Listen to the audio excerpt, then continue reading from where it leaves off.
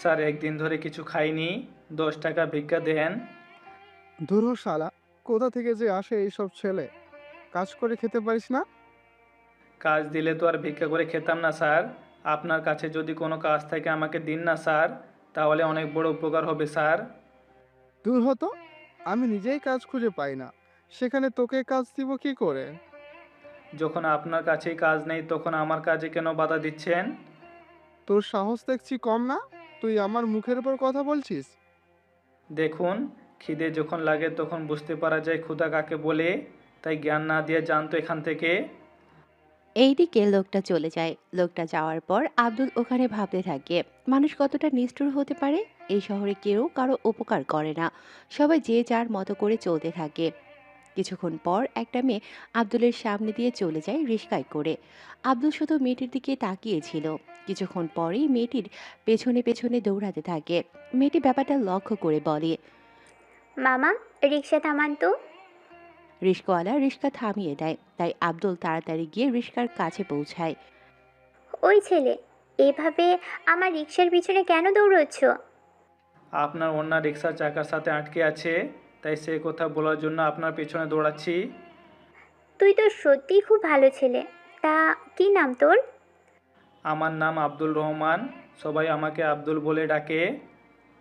আচ্ছা, তোমাকে দেখে আমার কেমন যেন মনে হচ্ছে আমরা প্রায় সেম বয়সের। আমার বয়স মাত্র 25 বছর। আমার তো 22 বছর। কিন্তু তোমার হাতে থালা কেন? তুমি কি ভিক্ষা করো? জি, ঠিক ধরেছেন। কিন্তু কেন? এই বয়সে ভিক্ষা করো, কাজ তো করতে পারো। সে অনেক দুঃখের কথা। এরপর আব্দুল সংক্ষেপে কিছু কথা বলতে থাকে। কিছুক্ষণ পর এই নাও 1000 টাকা।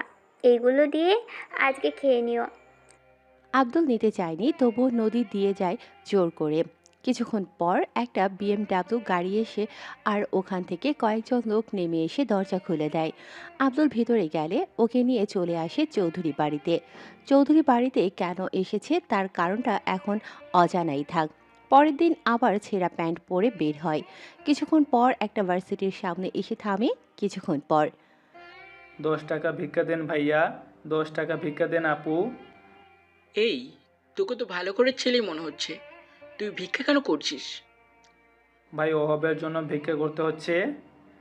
কি? তোর মতো এত সুন্দর ছেলে ভিক্ষা করে? তা কি করে হয়?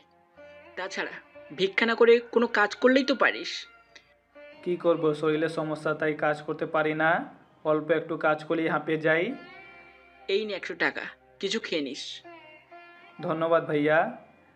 এইদিকে কিছুক্ষণ পর নদী ও ওই ভার্সিটি থেকে বের হয়। কিন্তু আজকে নদী একা বের হচ্ছে না, নদীর সাথে আরো একটা মেয়েও বের হচ্ছে। কিছুক্ষণ পর আরে আব্দুল, তুই এখানে? জি আপা, আমি এখানে। নদী, তুই কি এই ভিখারিকে চিনিস? আরে চিনব না কেন? এইটাই সেই ছেলে যার কথা আমি ওই দিন তোকে বলেছি। ও, তাই বল। আচ্ছা, এখন তাহলে কি করা যায় এই ছেলেকে নিয়ে? দেখতে তো খারাপ না, কিন্তু এরকম ছেলে ভিক্ষা করে খাচ্ছে কেমন দেখায় না? কথাটা তো খারাপ বলিসনি। আচ্ছা প্রিয়াঙ্কা, তোদের বাড়িতে তো কাজের লোকের অভাব। তা ওকে নিয়ে গিয়ে রেখে দে। এই, তোর মাথা খারাপ নাকি? ওকে ঠিক মতো চিনি না, জানি না, এরকম ছেলেকে বললেই কি রেখে দেওয়া যায় নাকি? কথাটা ঠিক বলেছিস, কিন্তু আমাদের কিছু একটা তো করতে হবে। পরেরটা পরে দেখা যাবে। এখন চল, আমরা যাই। আচ্ছা চল। এইদিকে আব্দুল শুধু প্রিয়াঙ্কার দিকে তাকিয়ে আছে, কেননা কোনো কথাই বলতে পারছে না, শুধু প্রিয়াঙ্কার চলে যাওয়া দেখতে থাকে। কিছুক্ষণ পর আবির কল দেয়। বন্ধু, কোথায় তুই? এই তো ভার্সিটির সামনে। ভার্সিটির সামনে তো আমিও দাঁড়িয়ে আছি, কিন্তু তোকে তো দেখতেই পাচ্ছি না। আমি অন্য ভার্সিটিতে। আচ্ছা, একটু অপেক্ষা কর, আসতেছি। কিছুক্ষণ পর ওই অবস্থায় যাওয়ার আব্দুলকে দেখে আবির তো অবাক হয়ে তাকিয়ে আছে। কিরে বন্ধু, এটা কোনো নতুন ফ্যাশন নাকি? কেন, তুই জানিস না? জানি, কিন্তু এই ফ্যাশন তো অনেকটা ভিখারি আর রাস্তার টোকের মতো লাগতেছে। সত্যি বলছিস? তাহলে তো অনেক ভালো লাগছে দেখতে। চুপ কর এবার, চল ক্লাসে যাই। ওরা ক্লাসে যায়। কিছুক্ষণ পর স্যার এসে পড়াতে থাকে। স্যার তো আব্দুলকে দেখে অবাক হয়ে তাকিয়ে আছে, তার সাথে ভার্সিটির বাকি ছাত্রছাত্রীরাও। ওরা নিজেরাই বুঝতে পারছে না এখানে আসলে মূলত কি হচ্ছে। ক্লাস করে বের হয়ে আসে কিছুক্ষণ পর। আচ্ছা, তোকে তো গাড়ি করে আসতে দেখলাম না, তাহলে এলে কি করে? রিক্সায় করে এলাম। মজা করিস না তো? আরে দোস্ত, সত্যি মজা করছি না। আচ্ছা চল, তোকে বাড়িতে নামিয়ে দিই। আচ্ছা চল তাহলে। কিছুক্ষণ পর আবির আব্দুলকে ওদের বাড়ির সামনে নামিয়ে দিয়ে চলে যায়। আব্দুল বাড়ির ভেতরে ঢুকতে যাবে, কিন্তু সিকিউরিটি চিনতে পারছে না। পরে ওখানে থাকা মেশিনে ফিঙ্গার দেয়াতে দরজা খুলে যায়। এখন তো যেতে পারি? ওরা কোনো কথাই বলেনি, কেননা আব্দুলের পোশাকই এমন ছিল যে ওরা চিনতেই পারেনি। কিছুক্ষণ পর ভেতরে যাওয়া মাত্রই, মা, মা, দেখো ভিখারি এসেছে, তাড়াতাড়ি ভাত খাইয়ে ওকে বিদায় করো। দিন দিন অনেক ফাজলামো বেড়ে যাচ্ছে তোর। নিজের দিকে একবার কি তাকিয়ে দেখেছিস? তাকে দেখার কি আছে, সুন্দরী তো লাগছে। এটাকে যদি সুন্দর বলে তাহলে যা, সুন্দরটাকে কি বলবো? হয়েছে তোর কথা। তোকে যা বলেছি তা কি করেছিস? হুম, করে এসেছি। তা সবাই খুশি হয়েছে তো? হুম, হয়েছে। তার সাথে অনেক দোয়াও করেছি। কিন্তু ভাইয়া, এভাবে প্রতিদিন না গিয়ে যদি ওনাদের 3 লক্ষ করে টাকা দিয়ে দিই, তাহলে ওনার কিছু একটা করে নিজেদের খরচ তো চালিয়ে নিতে পারবে। কথাটা তো ঠিক বলেছিস। আচ্ছা কাল তাহলে চেক নিয়ে যাবি, আর সবাইকে চেক দিয়ে সবটা বুঝিয়ে দিয়ে আসবি। ভাইয়া, তুইও চল আমার সাথে। এতগুলো টাকা চেকে দিব, যদি বাহিরের কোনো লোক এসে ঝামেলা বাঁধিয়ে ফেলে। আচ্ছা যাবো আমি। আব্দুল, ঈশা দুজনেই খেতে আয়। আসছি মা। ওরা দুজনেই খাবার টেবিলে খাবার খাচ্ছে। তখন আব্দুলের আম্মু বলে, আব্দুল তোকে একটা কথা বলেছিল। কি কথা মা? বলছি তুই তোর বাবার ব্যবসায়ে একটু হাত লাগা। উনি আর কতদিন এইভাবে একা বিজনেস সামলাবে? চিন্তা করো না মা, আর 6 মাস পর আমার পরীক্ষা। তখন আমার পরীক্ষা শেষ হলে আব্বুর সাথেও যাবো অফিসে। ততদিন আমি নিজের মতো করে চলবো। ওই তো তোর আব্বু চলে এসেছে। তা কি নিয়ে কথা হচ্ছে তোমাদের? বেশি কিছু না। মা বলতেছে তোমাকে বিজনেসের কাজে সাহায্য করতে। আমি 6 মাস পর তোমাকে সাহায্য করব, ঠিক আছে কি? ঠিক আছে, তাই হবে। বাবা, তোমাদের একটা কথা বলার ছিল। কি কথা? আচ্ছা বাবা, কি এরকম মেয়ে তোমাদের পছন্দ? আমরা খুঁজতেছি ছেলে, আর তুই কিনা মেনিয়ে পড়ে আছিস। কিসের ছেলে, কার জন্য? কার জন্য আবার? ঈশার জন্য। মা, তোমাদের কি মাথা ঠিক আছে? ঈশা বয়স মাত্র 21 বছর, আর তোমরা ওকে বিয়ে দেওয়ার জন্য উঠে পড়ে লেগেছো। ওর এত তাড়াতাড়ি বিয়ে দেওয়া চলবে না। আগে আমার বিয়ে হবে, তারপর ঈশার। এই তো আমার লক্ষ্মী ভাই, একদম আমার মনের কথা বলেছিস। কি আব্দুল, এরপর কি আর ভালো পাত্র পাবো? তারপরে দেখা যাবে। এখন যা নিয়ে কথা বললাম তাই তো তোমাদের বলা হলো না। সে বিষয়ে পরে জানাবো, তার আগে তুই আমার একটা প্রশ্নের উত্তর দে। কি প্রশ্ন শুনি? তবে কোনো উল্টো পাল্টা প্রশ্ন কিন্তু করতে পারবে না। আরে উল্টোপাল্টা প্রশ্ন কেন হবে? ঠিক আছে, তাহলে প্রশ্নটা করো। তুই প্রতিদিনই এরকম পোশাক পরে কোথায় যাস বলবি কি? তুই কি আমাদের মান সম্মান সব ডুবিয়ে ছাড়বি? আরে মা, এরকমভাবে ঘুরলে লোকজনের সম্পর্কে জানা যায়। কিন্তু আমাকে তো কেউ এভাবে মোটেও চিনবে না। তাহলে তুমি শুধু শুধু কেন এত টেনশন করছো বলো তো মা? টেনশন থাকবে না?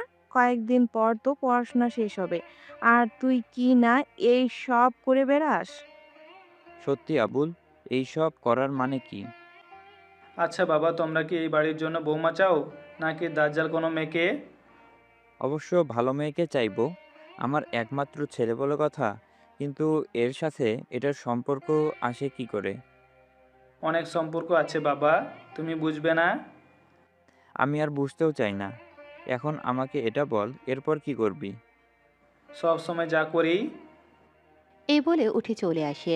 কিছুক্ষণ পর আব্দুল ঈশাকে নিয়ে বের হয় বস্তিতে থাকা কিছু লোকদের সাহায্য করার জন্য। তাই ঈশাকে নিয়ে বস্তিতে আসে, আর সবার হাতে এক এক করে একটা চেক ধরিয়ে দেয়। চেক পাওয়ার পর, স্যার, এটা কি দিলেন? এটা চেক দিলাম। এটাকে তোমরা ব্যাংকে গিয়ে দিলে তোমাদের অনেক অনেক টাকা দিবে। কি বললেন স্যার? এই কাগজটার দাম এত বেশি? হুম, শোনো, তোমাদের যা বলার জন্য আমি এসেছি।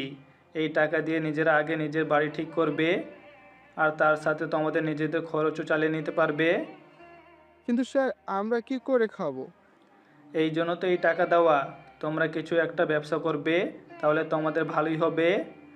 ঠিক আছে স্যার, আপনাদের জন্য দোয়া রইল। আপনাদের পরিবারের সবাই যেন সুখী থাকে। তাহলে আমরা এখন আসি, সাবধানে থাকবেন। ঈশা, চল তোকে ভার্সিটিতে নামিয়ে দেই। চল ভাইয়া। ঈশাকে নিয়ে ওখান থেকে আসতে যাবে তখনই বস্তিতে কিছু লোক আসে। ওরা বস্তিতে থাকা কিছু ঘর ভাঙতে থাকে। কিছুক্ষণ পর তার আগে এটা বল, তোরা কি এইভাবে ওদের ঘর কেন ভাঙছিস?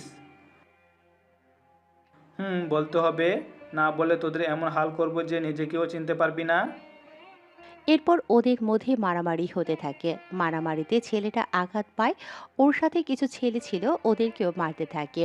কিছু ছেলে পরে ওই ছেলেটাকে ওখান থেকে হসপিটালে নিয়ে যায়। এইদিকে আব্দুল ঈশাকে নামিয়ে দিয়ে চলে আসে। কিছুক্ষণ পর আবারও রাস্তাতে থাকা বোতল কুড়াতে থাকে। তখন আবার নদী দেখে ফেলে। কি ব্যাপার, আপনি এখানে কেন? আমি এখানে থাকবো না তো কি করব? আপনি তো ভিক্ষা করতেন, কিন্তু এখন তো টোকাই হয়ে গেলেন। কি করব, এখন ভিক্ষা খুবই কম পাই, তাই ভিক্ষা করে ছেড়ে দিয়েছি। তাছাড়া টোকাইগিরি করি কয়েকদিন, তারপর না হয় দেখা যাবে। আচ্ছা, তাই করুন। এদিকে ওরা দাঁড়িয়ে দাঁড়িয়ে কথা বলছে। অন্যদিকে প্রিয়াঙ্কা দূর থেকে দাঁড়িয়ে নদীকে দেখতে পায়, তাই নদীর কাছে আসে। কি ব্যাপার রে, তুই এখানে কেন? আমি এখানে আছি তো, কি হয়েছে? অনেক কিছু। তুই এইভাবে এই ছেলেটার সাথে কি কথা বলছিস? অনেক কথা বাকি ছিল, তাই বললাম। এই যে মিস্টার, আপনার মতো ছেলেদের আমি খুব ভালো করে চিনি। আপনারা বড়লোকের মেয়েদের সাথে এইভাবে কথা বলে ওদের থেকে অনেক কিছু আদায় করার প্ল্যান করেন, তাই না? ছি ছি আপা, আমাকে এত বড় অপবাদ দিয়েন না। ওই চুপ কর। এত বড় একটা ছেলে, কাজ করে খেতে পারছিস না? বললাম তো এরকম ভারী কোনো কাজ করতে পারি না, শরীরে সমস্যা। আচ্ছা, কোনো অফিসে কেরানির চাকরি করতে পারবি? এই ধর, চা এগিয়ে দেওয়া, ফাইলপত্র এগিয়ে দেওয়া। হ্যাঁ পারবো। এই নে কার্ড, এখানে গিয়ে আমার নাম বলবি, তাহলেই হয়ে যাবে। তা আপা, আপনার নাম কি? রাবিতা মাহমুদ প্রিয়াঙ্কা। প্রিয়াঙ্কা বললেই হবে। ঠিক আছে আপা, অনেক বড় উপকার করলেন। উপকারের কিছু না। এত বড় হয়ে ভিক্ষা করা, টোকাইগিরি করা ঠিক না। তাছাড়া নদী, চল, আমাদের দেরি হয়ে যাচ্ছে। দুজনে চলে যাওয়ার পর আব্দুল ভাবতে থাকে। যতটা খারাপ আর অহংকারী মনে করেছিলাম, আসলে মেয়েটি দেখি ততটা অহংকারী না। এই মেয়েটি দেখি অনেক ভালো, তবে নদী মেয়েটাও খারাপ না। এদের দুজনের কিছু একটা ব্যবস্থা করতে হবে আমাকে। আব্দুল এগুলো মনে মনে বলছিল, তখন কিছু লোক এসে আব্দুলের সামনে এসে দাঁড়ায়। কি ব্যাপার ভাই, আপনারা আমার সামনে কেন এসে দাঁড়িয়েছেন? তোকে মারার জন্য। কি বলছেন এইসব? তোর সাহস হয় কি করে আমাদের স্যারের ছেলেকে মারার? আপনাদের স্যারকে আর কাকেই বা আমি মেরেছি? তুই কি সবটা ভুলে গেলি এত তাড়াতাড়ি? দেখুন, আপনাদের কোথাও ভুল হচ্ছে। এই ধর শালারে। এইদিকে ৬-৭ জন ছিল, বিদায় আব্দুল ওদের সাথে আর পেরে ওঠেনি। ওরা আব্দুলকে মেরে ওখান থেকে চলে যায়। এইদিকে রাস্তার কিছু ছেলে আব্দুলকে নিয়ে আসে হসপিটালে। ওখানে ২-৩ দিন আব্দুল হসপিটালেই ছিল। এইদিকে ওর বাড়ির সবাই টেনশনের উপর টেনশন করেই চলেছে। ৩ দিনের দিন আব্দুল বাড়িতে আসে, তাও ঠিক মতো চলাচল করতে পারছে না। ওকে দেখে ঈশা এসে জড়িয়ে ধরে। কি হয়েছে ভাইয়া তোর? দেখ, আমার কিছু হয়নি, আমি কিন্তু একদম ঠিক আছি। যদি ঠিক থাকিস, তোর শরীরে ব্যান্ডেজ কেন? আর এতদিন কোথায় ছিলি? সেসব পরে জানাবো, এখন আমাকে রুমে দিয়ে আয়, আর কিছু খাবার আনতে বল বুয়াদের। বুয়া, আমি ভাইয়াকে উপরে নিয়ে যাচ্ছি, তোমরা খাবার নিয়ে আসো। এইদিকে আব্দুলের বাবা মা দুজনেই বাড়িতে চলে আসে, কেননা ওনারা অফিসে ছিল আর আব্দুলকে খুঁজছিল। এইদিকে ঈশা আব্দুলকে খাটে বসিয়ে দেয় আর খাবার খাওয়াতে থাকে। আব্দুল খাবার খাচ্ছে আর চোখ দিয়ে পানি পড়তে থাকে, কেননা তার কারণ তো আপনারা জানেন না। তাহলে চলুন আপনাদের সেই কারণটা জানাই। ভাইয়া, তুই এভাবে কাঁদছিস কেন? এই যে তোর আমার চিন্তা হয়, আমার কষ্টতে তুই কাঁদিস। বারে, আমি না কাঁদলে আর কে কাঁদবে? আমার একটা মাত্র ভাই বলে কথা, যদি কিছু হয়ে যায় তাহলে কি হবে আমার? এইদিকে আব্দুলের বাবা মা এসে কাঁদতে থাকে। আব্দুল ওনাদের সান্ত্বনা দিয়ে মোটামুটি শান্ত করে। আব্দুল, কারা তোকে মেরেছে? ওদের কি চিনতে পেরেছিস? না বাবা। ঠিক আছে, আমি পুলিশকে জানিয়ে দিচ্ছি। এদিকে আব্দুল ওর বাবাকে বলেনি, কারণ আব্দুল নিজের হাতে ওদেরকে মারবে। কেননা ওরা ছদ্মবেশে চিনল কি করে, এই জন্য কোনো কথা বলেনি। এইদিকে আব্দুলের মা আব্দুলের পাশে বসে ওর সেবা করতে থাকে। এভাবে 7 দিন কেটে যায়। নদী ও ইরা ভাবতে থাকে। কি রে, আব্দুল কি তোদের অফিসে গিয়েছে চাকরির জন্য? সেটাই তো বড় সমস্যা। আমি অফিসে বলে দিলাম গেলে যেন চাকরি দিয়ে দেয়, কিন্তু এখন তো দেখতেছি ছেলেটা মনে হয় কাজ করতে চাইছে না। এমনও তো হতে পারে ওর কাছে ভালো কোনো পোশাক নেই, সেজন্য যেতে পারছে না। তাছাড়া তুই তো জানিস ছেলেটা সবসময় বাজে আর ছেঁড়া পোশাকে আসে, তাই নতুন পোশাক পরে হয়তো যাওয়ার প্ল্যান করতেছে। হতে পারে। এখন চল, ক্লাসে দেরি হয়ে যাচ্ছে। এইদিকে আরো 2 দিন পর আব্দুল সে আগের মতো টোকাইগিরি শুরু করে দিয়েছে। এবার নদীর বদলে প্রিয়াঙ্কা তা দেখে ফেলে, সেজন্য পেছন থেকে ডেকেই চলেছে। এই যে শুনছেন? কিন্তু আব্দুল কোনো পাত্তা দিচ্ছে না বলে গাড়ি আব্দুলের পাশে গিয়ে থামায়। গাড়ি থেকে নেমে সামনে যায়। কি ব্যাপার, এতক্ষণ ধরে ডাকতেছি, কথা কি কানে যায় না? আসলে আমি শুনতে পাইনি, তাছাড়া নাম ধরে ডাকলে হয়তো শুনতে পেতাম। থাক সেসব কথা। এখন এটা বলুন, আপনি কেন যাননি আমাদের অফিসে? আসলে আমার বুঝেছি, ভালো পোশাক নেই সেজন্য যেতে পারেননি, তাই তো? হ্যাঁ, ঠিক ধরেছেন। এই পোশাকে যাই কি করে বলুন? বুঝতে পেরেছি, এখন চলুন আমার সাথে। কোথায়?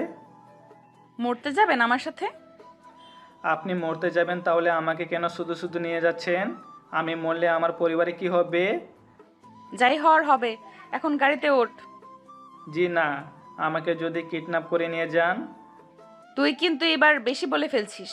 তোর কি আছে যে তোকে কিডন্যাপ করব? ভালোর ভালো গাড়িতে ওঠ, নয়তো নয়তো কি করবেন? আমি এখন লোক ডেকে বলবো যে তুই আমার সাথে অসভ্যতামি করেছিস। আপু, আপনার আল্লাহর দোহাই লাগে, আমার নামে এত বড় অপবাদ দিবেন না। আরে পা ধরতে হবে না, ছাড় বলছি, ছাড়।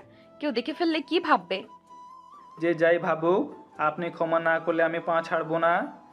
ঠিক আছে, ক্ষমা করে দিলাম। এখন পা ছেড়ে দিয়ে গাড়িতে ওঠ।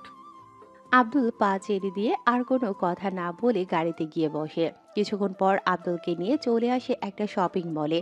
ওখানে নামতেই আব্দুল অবাক হয়ে গেল, কেননা এখানে এসে থামানোর কারণ আব্দুল এখনো বুঝতে পারছে না। তাকিয়ে না থেকে ভেতরে আসুন। ভিতর নিয়ে গিয়ে আমার সাথে উল্টোপাল্টা কিছু করবেন না তো? ওই, যাবে কি তুই, নাকি জোর করে নিয়ে যাব তোকে? যাচ্ছি। আব্দুল এবার প্রিয়াঙ্কার পেছনে যেতে থাকে। একটা দোকানে নিয়ে যায়। ওখানে আব্দুলকে ওর পছন্দ মতো শার্ট, প্যান্ট, গেঞ্জি কিনে দেয়। কিনে দেওয়া শেষ হলে এইগুলো নিয়ে বাসায় যাবে।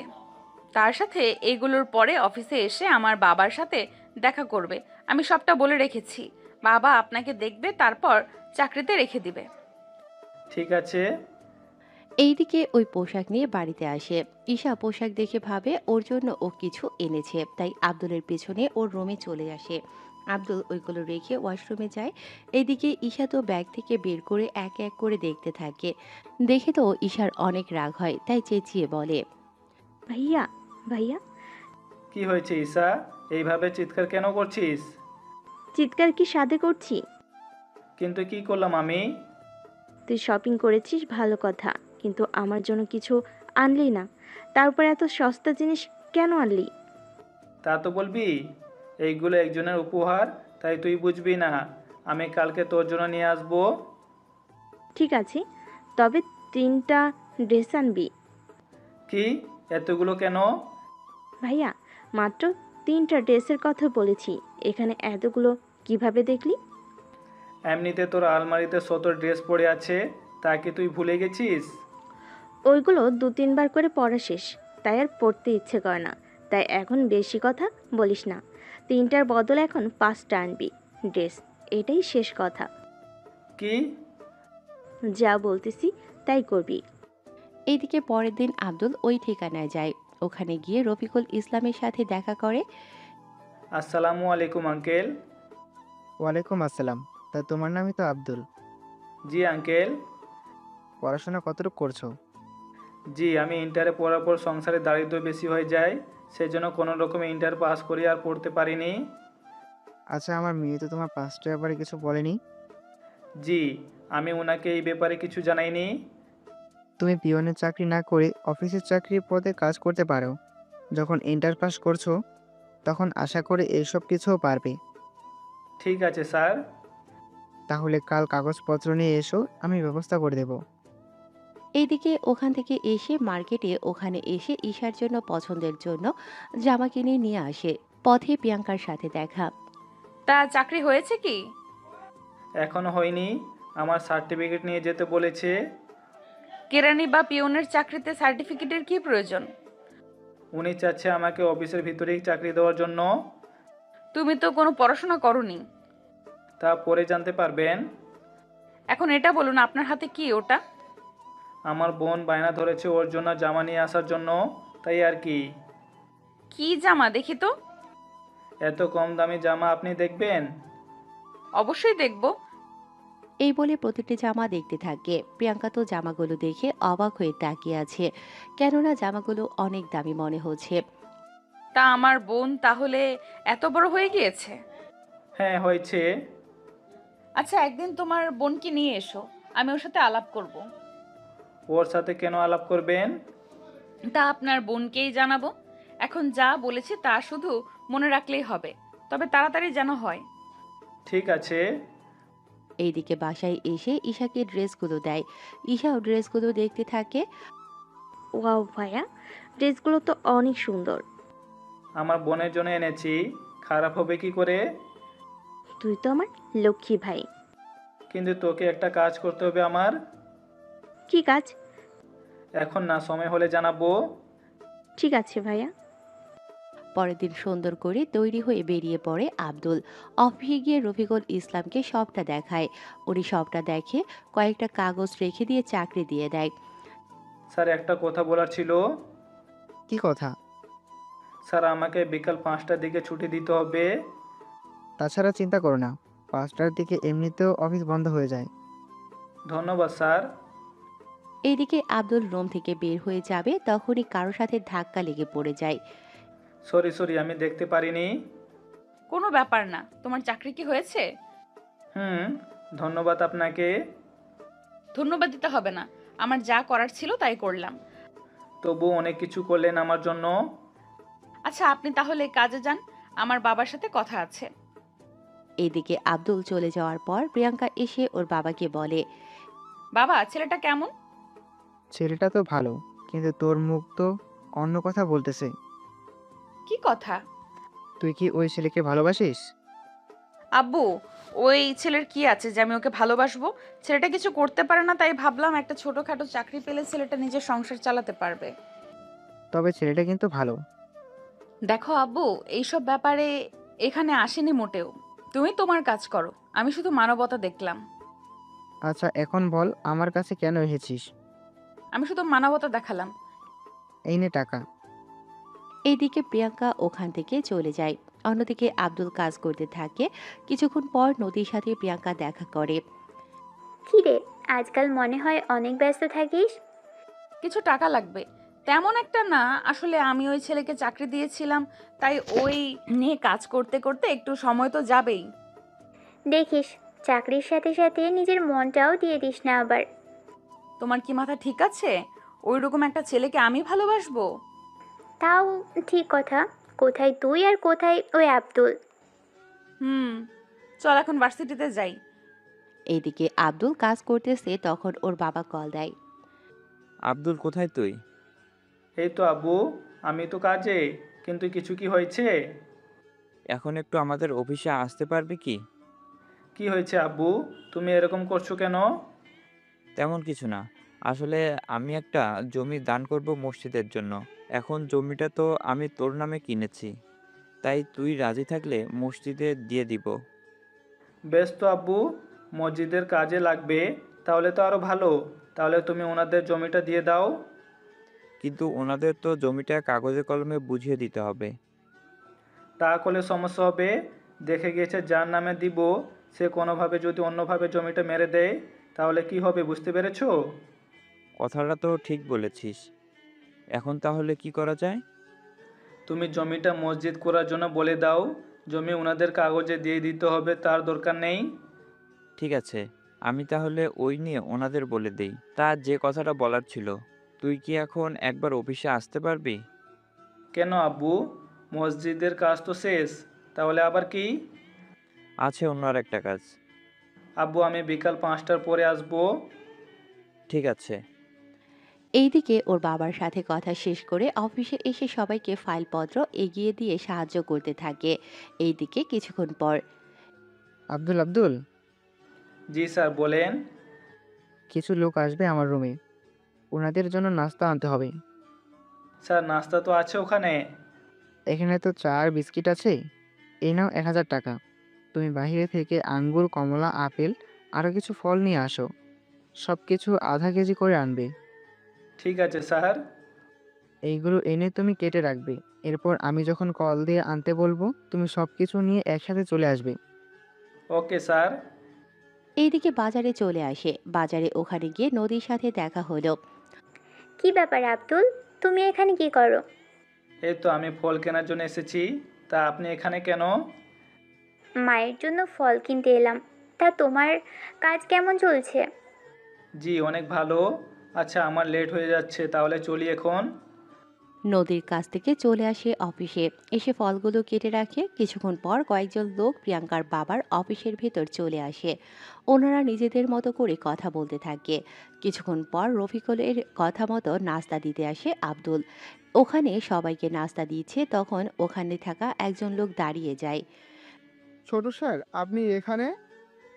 এইদিকে আব্দুল তাকিয়ে লোকটাকে চিনতে পারে, কেননা বিজনেসের কাজে এই লোকটা আব্দুলের বাড়িতে অনেক এসেছে। সেজন্য আব্দুলকে দেখেই চিনে ফেলে। কিন্তু এখন তো আব্দুলকে কিছু একটা বলে এখান থেকে বের হতেই হবে, নয়তো সবটা বুঝে যাবে। কি ব্যাপার আব্দুল, চুপ করে আছো কেন? উনি তোমাকে ছোট স্যার বলে কেন ডাকলো? আসলে স্যার তা তো আমি নিজেও জানি না, ওনার মনে হয় চিনতে ভুল হচ্ছে আমাকে। আমার তো ভুল হওয়ার কথা না। ও তো আমাদের এখানে কাজ করে।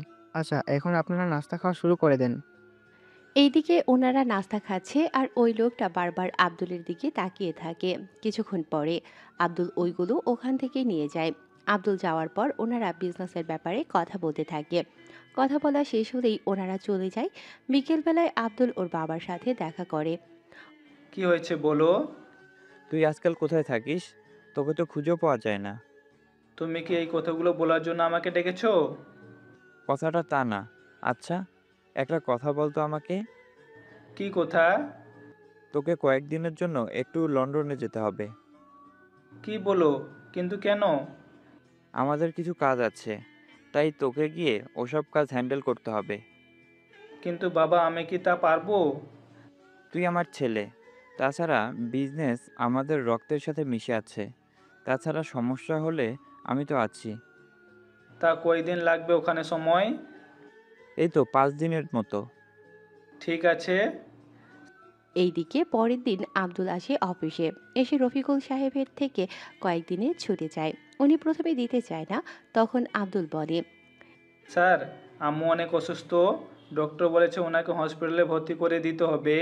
তাছাড়া মাকে দেখার মতো কেউ নেই, সেজন্য আমার ছুটি লাগবে। ঠিক আছে তাই হবে। তুমি তাহলে কয়েকদিনের ছুটি নাও। ধন্যবাদ স্যার। এইদিকে পরের দিন আব্দুল সবকিছু নিয়ে রেডি হয়ে বের হতে যাবে। তখন ঈশা ও জেদ ধরে যাওয়ার জন্য, কিন্তু আব্দুল নিতে চায় না, কেননা ওখানে ঘোরার সময় তেমন একটা পাবে না আব্দুল। তবুও ঈশার কান্নার জন্য নিয়ে যেতে হচ্ছে। তাই রাজি হয়ে ঈশাকে নিয়ে চলে আসে লন্ডনে। ওখানে একটা হোটেলে উঠে ওরা পরের দিন। ভাইয়া, তুই একটা কাজ কর, যেখানে যাবি আমাকে নিয়ে চল। আমি তো একটা অফিসে যাব, তুই ওখানে গিয়ে কি করবি? আমি গেলে ক্ষতি কি? তাছাড়া আমি তো ওখানে একা একা থেকে বোর হয়ে যাব। ঠিক আছে চল। এইদিকে ঈশাকে নিয়ে চলে আসে। এইভাবে দুদিন চলতে থাকে।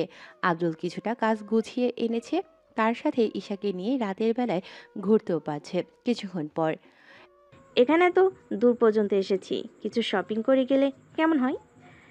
অনেক মন্দ হয়, আমাদের দেশে কি অভাব পড়েছে যে তোকে এখন এখান থেকে নিয়ে যেতে হবে? এখন এখানে এসেছি, আবার কবে আসবো তাই তো জানি না। তাছাড়া নিয়ে যাই কিছু। ঠিক আছে, কিন্তু বেশি কিছু কিনতে পারবি না। পকেট ফাঁকা তেমন একটা নেই। ঠিক আছে, আমি নিজের মতো করে কাজ করতেছি। তুই কোনো একটা দিক হেঁটে হেঁটে আয়। এইদিকে ওখান থেকে বের হয়ে লিফট দিয়ে নিচে নামতে থাকে। তখন আব্দুলের সাথে কারো ধাক্কা লাগে। ধাক্কা লেগে যাওয়ার পর সরি, আমি দেখতে পাইনি। কথাটা বলে সামনে তাকাতেই আব্দুল অবাক হয়ে যায়, কেননা সামনে নদী ও প্রিয়াঙ্কা ওরা দুজনেই দাঁড়িয়েছিল।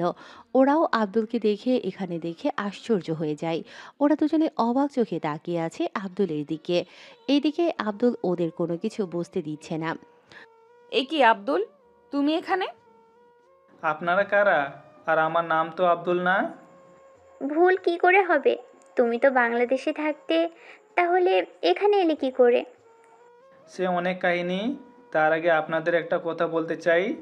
আপনারা ভুল করছেন। আপনারা যাকে আমি ভেবেছেন আমি সে নাও হতে পারি। আবার আমাকে যার সাথে গুলিয়ে ফেলতেছেন সে আমি। আবার একটা চেহারা অনেকগুলো লোক হয়, হয়তো আপনারা তাও ঠিক করতে পারছেন না। ও, আপনি দেখি আমার মাথাটা পুরো গুলিয়ে ফেলবেন। সরি ভাইয়া, আসলে আপনার চেহারার সাথে আমাদের পরিচিত একজনের চেহারা মিলে যায়। ও, তাই বলুন। আচ্ছা, আমাকে যেতে হবে। একটু সরে দাঁড়ালে যেতে পারি? আচ্ছা যান। আব্দুল চলে যাওয়ার পর প্রিয়াঙ্কা ও নদী ওরা একজন আরেকজনের মুখের দিকে তাকিয়ে আছে, কেননা ওরা রীতিমতো ভূত দেখার মতো হয়ে আছে। কিছুক্ষণ পর ঈশা, তোর হয়েছে কি? তুই কোনো এক দিক থেকে হেঁটে আয়। ভাইয়া, আমি তো তোর জন্যই অপেক্ষা করছিলাম। এখন বিল পে করে দিয়ে আয়। ঠিক আছে। কিছুক্ষণ পর ওরা চলে আসে হোটেলে। এদিকে প্রিয়াঙ্কা ও নদী এখনো ভাবতে থাকে। এইদিকে প্রিয়াঙ্কা ওর বাবাকে কল দিয়ে শিওর হয়ে নেয়। এভাবে আবারও পরের দিন আব্দুল আর ঈশার সাথে নদী ও প্রিয়াঙ্কার আবার দেখা হয়ে যায়। এবার আব্দুলকে দেখতে পেয়ে প্রিয়াঙ্কা ডাক দেয়। এই যে শুনতে পাচ্ছেন? ভাইয়া, ভাইয়া, ওই মেয়েগুলো তো তোমাকে ডাকতেছে। আমাকে ডাকবে কেন? আমারও তো সেম কথা, তোকে কেন ডাকবে? এখন যখন ডেকেছে তখন চল আমরা যাই। না, যাওয়াটাই ঠিক হবে না। বলা তো যায় না, যদি আমাদের সব কিছু হাইজ্যাক করে নিয়ে যায়। কিছু হবে না, চল তো। দেখ, তুই কিন্তু কোনো কথা বলবি না। আমি না বলে তুইও বলবি না। আবার আমি হ্যাঁ বলে তুইও হ্যাঁ বলবি। এক কথায় কোনোভাবে কোনো সত্যি কিছু বলা যাবে না। ঠিক আছে। এদিকে ওরা প্রিয়াঙ্কার কাছে যায়। ওখানে যাওয়ার পর আপু, আমার ভাইয়াকে কেন ডেকেছেন? এটা কি তোমার ভাই? কেন, কোনো সন্দেহ আছে কি? সন্দেহ আছে বলেই তো জিজ্ঞেস করলাম। দেখুন, আপনারা এইভাবে আমার পিছনে কেন পড়ে আছেন? পড়ে থাকার কারণ আছে। আপনার চেহারার সাথে আরেকজনের চেহারার অনেক মিলে যায়। এখন তো আমার সন্দেহ ওটা আপনিই হবেন। দেখুন, আপনার কোথাও ভুল হচ্ছে। আমরা এই লন্ডনে বাস করতেছি, তাও ছোটোকাল থেকে। আপনি সেখানে কী সব আবোল তাবোল বলতেছেন? না ভাইয়া, কিছু না। আপনারা যেখানে যাওয়ার যেতে পারেন। এইদিকে ওরা চলে যায়। অন্যদিকে নদী প্রিয়াঙ্কাকে বলে, আমি যতদূর জানি, থেকে গেলি কেন, বল কি জানিস? আব্দুলেরও একটা বোন আছে, আর এখানেও সেম। কিন্তু কি করব বলো, ওই আব্দুল টোকাইগিরি করে আর এই আব্দুল গাড়ি করে চলাচল করে। পার্থক্য শুধু এটাই। এমনটা হয়নি তো? ওই ছেলে আমাদের দুজনকে বোকা বানাচ্ছে। এরকমটা কেন হবে? যদি হতো, ওই আব্দুল টোকাইগিরি করতো না। তাছাড়া এত বড় লোকের সন্তান হলে কোনোভাবেই তো ওইসব এর দ্বারা সম্ভব হবে না। তাও হয়, কিন্তু একই ব্যক্তির চেহারা দুজনের হয় কি করে? তবে একজন হ্যান্ডসাম আর স্টাইলিশ, আর আরেকজন তো ছেঁড়া প্যান্ট পরে আসে। ঠিক তাই। এইদিকে লন্ডনের কাজ শেষ করে আব্দুল ওদের বাড়িতে চলে আসে। এভাবে আব্দুল প্রিয়াঙ্কাদের অফিসে প্রায় 4 মাস চাকরি করে। এইদিকে কিছুক্ষণ পর আব্দুল, তোমাকে কিছু বলার ছিল। কি কথা স্যার? তোমাকে চাকরিটা ছেড়ে দিতে হবে মনে হচ্ছে। কেন, কি হয়েছে স্যার? আমার ব্যবসায় লস হয়েছে অনেক, তাই কোম্পানি আমি বিক্রি করে দিয়ে লসের টাকা পরিশোধ করব। আর যে টাকা বাঁচবে ওই টাকা দিয়ে আমি কোনো রকমে বাকি জীবনটা কাটিয়ে দিব। আর প্রিয়াঙ্কার বিয়েটা দিতে পারলেই বাঁচি। কিন্তু কি করে হলো এইসব? আমাদের যে জাহাজটা আসার কথা ছিল ওটা সমুদ্রের মাঝখানে ডুবে গিয়েছে, আর এতে আমাদের 20 কোটি টাকা লস। এখন এই কোম্পানি আর আমাদের যাবতীয় বাকি জমি সম্পত্তি বিক্রি করলে হয়তো আমি টাকা পরিশোধ করতে পারবো। ঠিক আছে স্যার, আমি কাল থেকে তাহলে নতুন কিছু খুঁজবো। ঠিক আছে, তাই করিও। এইদিকে প্রিয়াঙ্কার বাবার এরকম অবস্থা দেখে আব্দুলেরই খারাপ লাগছে। এইদিকে পরের দিন প্রিয়াঙ্কা ও নদী লন্ডন থেকে দেশে ফিরে, কেননা প্রিয়াঙ্কা ওর বাবার এত বড় লসের কথা শুনে অনেক কষ্ট পায়। এইদিকে দুদিন পর প্রিয়াঙ্কাদের সবকিছু নিলামে ওঠানো হয়। কিছুক্ষণ পর ওদের বাড়িটা বাদে বাকি সবকিছু নিলামে ওঠানো হয়। বাকি সবকিছু মিলিয়ে 250 কোটি 50 লক্ষ টাকা সবকিছু বিক্রি হয়ে যায়। এইদিকে প্রিয়াঙ্কা ও বাবাকে ধরে কান্না করতে থাকে। কি থেকে কি হয়ে গেল বাবা? আমি তো তাই ভাবছি, কি থেকে কি হয়ে গেল। এখন যাই হয়েছে কিছু করার নেই। বাকি যে 2 কোটি থাকবে তা দিয়ে তোর বিয়ে আর জীবনটা কাটিয়ে দিতে পারলেই হবে। এইদিকে সবকিছু একজনের নামে রেস্ট্রিক্ট করে দেওয়া হয়, তবে যার নামে এই সব কিছু দেয়া হয় তার পরিচয় আপনারা পরে জানতে পারবেন। সবকিছু হিসেব মিলিয়ে নিয়ে রফিকুল ইসলাম যাদের থেকে মাল কিনেছে ব্যাংকে 200 কোটি টাকার ঋণ সহ আরো 10 লক্ষ টাকা বাড়তি দিতে হয়। এদিকে ওনারা বাড়ির ভিতরে চলে আসে। এখন কি হবে তোর? ভেবেছিলাম তোকে অনেক ভালোভাবে আমি বিদায় দিব, কিন্তু এখন তো আমি বাড়িটা আর 40 লক্ষ টাকায় আমাদের কাছে আছে। এখন কি করবে বাবা? জানি না কি করব। এই বয়সে তো আমি অন্য কারো কাছে হাত পাততেও পারবো না। তাহলে আমি কোনো একটা চাকরি করি। তুই কি চাকরিটা করবি বল? এখানে তো চাকরি দেওয়ার নাম করে মেয়েদের সাথে খুব বাজে আচরণ করা হয়।